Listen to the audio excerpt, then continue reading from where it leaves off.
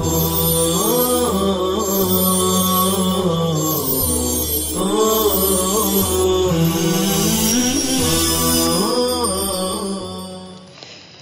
اللہ الرحمن الرحیم۔ مقاصد طریقت کے حصول کا دستور العمل۔ اما بعد، تصوف و طریقت جو در حقیقت شریعت ہی پر مکمل عمل کرنے کا دوسرا نام ہے، اس میں ایک زمانہ دراز سے کچھ ایسا اختلاط و التباس پیش آ رہا تھا کہ بہت سے ناواقف لوگ کچھ بزرگوں کی رسوم و عادات کو اور بہت سے ان کی غیر اختیاری کیفیات اور وجدی حالات ہی کو تصوف سمجھ بیٹھے تھے۔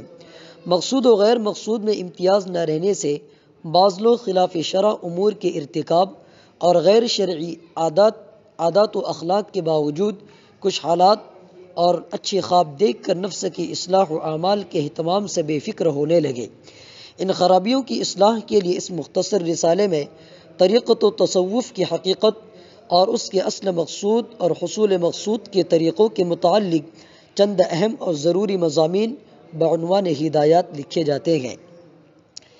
ہدایت نمبر 1، سلوک، جس کو عرف میں تصوف کہتے ہیں، اس کی حقیقت ہے تعمیر الظاہر والباطن، یعنی اپنے ظاہر و باطن کو آراستہ و معمور کرنا، ظاہر کو اعمال جوارح ضروریہ سے اور باطن کو عقائد حقہ، اخلاق باطنہ مثل اخلاص، شکر و صبر، زہد اور تواضع وغیرہ سے۔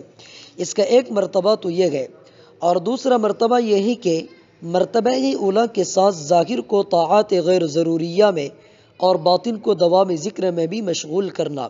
مرتبہ اولیٰ کی تحصیل ہر مسلمان پر فرض عین ہے، اور اس کے لیے دو چیزوں کی حاجت ہوگی، اس کا اہتمام بھی ضروری ہوگا۔ ایک بقدر ضرورت علم دین حاصل کرنا، خواہ پڑھ کر خواہ علماء سے پوچھ کر، اور پڑھنا بھی خواہ عربی میں ہو یا فارسی میں خواہ اردو میں۔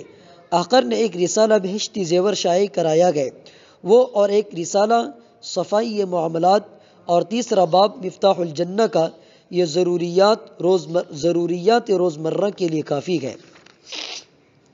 دوسرے، علم پر عمل کرنے کی ہمت قوی رکھنا کہ تقاضائے نفس یا ملامت خلق سنگ راہ نہ ہو، یہ تو مرتبہ اولیٰ کا بیان ہوا، اور دوسرا مرتبہ مندوب ہے، اور اکثر عرف میں آج کل اسی کو تصوف اور درویشی کہتے ہیں۔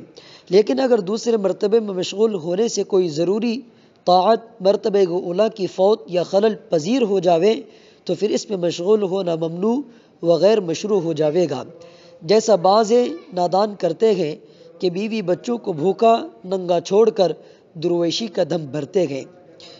بقیہ آئندہ انشاءاللہ تعالی۔